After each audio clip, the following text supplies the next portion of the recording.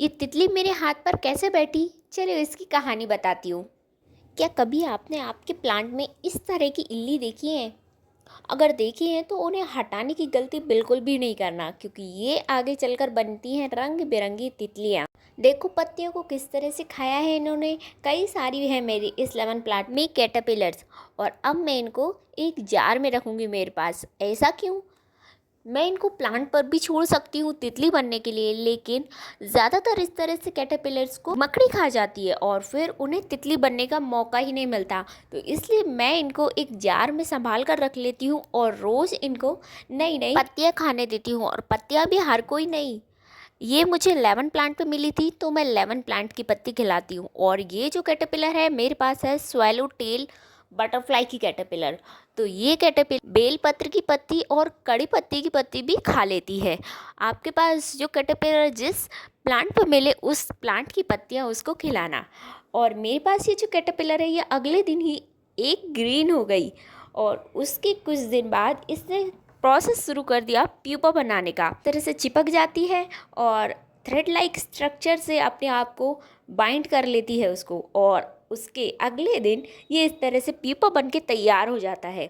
अब बस इसके 10 से 12 दिन में इसमें से तितली निकल जाएगी। और अकॉर्डिंग टू क्लाइमेट तितली किस प्रजाति की है इस पर डिपेंड करता है कि ये प्यूपा से कितने दिन में निकलेगी। और हाँ, मौसम के अकॉर्डिंग भी इनका ड्यूरेशन कम या ज़्यादा हो सकता है प्यूपा से तितली बाहर निकलने का। फिर एक दिन प्यूपा अपना कलर इस तरह से चेंज कर लेता है, पूरी तरह से तितली के कलर का दिखने लगता है। जिस भी कलर की तितली निकलेगी उस हिसाब से इसका कलर चेंज होता है।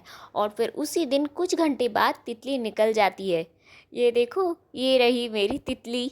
इससे खूबसूरत पल और कोई नहीं हो सकता। ये तितलियाँ हमें सिखाती हैं धैर्य, बदलाव और सुंदरता।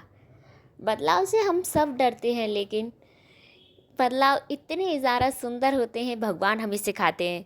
देखो कितनी ज़्यादा सुंदर लग रही है मेरी ये स्वेलो टेल बटरफ्लाई। इसको मैं अपने लेमन प्लांट पे छोड़ूंगी कुछ घंटे तक, ये अपने पंखों को सुखाएगी और फिर उड़ान भर देगी इस खूबसूरत दुनिया की ओर। मैंने इस पूरी जर्नी को देखा मेरे बेटे के साथ, और इससे बेहतर नेचर की क्लास और कोई हो ही नहीं सकती।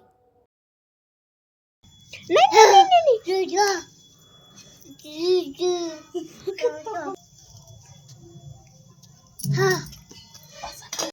मैं इस तरह से कई सारी तितलियाँ उड़ा चुकी हूँ, जिनमें लगभग 23 के अप्रॉक्स मैं तितलियाँ उड़ा चुकी हूँ। कई सारी अलग कलर, डिज़ाइन और पैटर्न की। अभी ये जो बाकी के मेरे कैटरपिलर से ये सारे एक साथ धीरे धीरे करके प्यूपा बन गए, और फिर एक एक करके ये एक एक दिन के अंतर में, कुछ दिन के अंतर में निकलती रही तितलियाँ, अलग अलग तितलियाँ। वो पल बहुत ही ज़्यादा सुंदर होते थे जब वो तितली निकलती थी, और हर बार अलग अलग तितली। मैं जार में एक लकड़ी रखती हूँ जिससे कि कैटरपिलर उस पर प्यूपा बना सके। ये रही अगली तितली। अब कभी भी आप अपना लेमन प्लांट या वेल पत्र प्लांट पर इस तरह से इल्ली देखें तो उसे हटाना नहीं, ट्राई करना। उसे गूगल लेंस पर सर्च करके देखना कि ये क्या कैटरपिलर है या कोई और कीड़ा है, और फिर अगर वो कैटरपिलर होता है तो उसे इस तरह से रेस करना और तितली बनने के प्रोसेस को अपनी खुद की आंखों से एक्सपीरियंस करना। देखो ये वाली तो कितनी ज़्यादा सुंदर तितली है। मैंने इन सब कैटरपिलर्स को गर्मी में रेस किया है।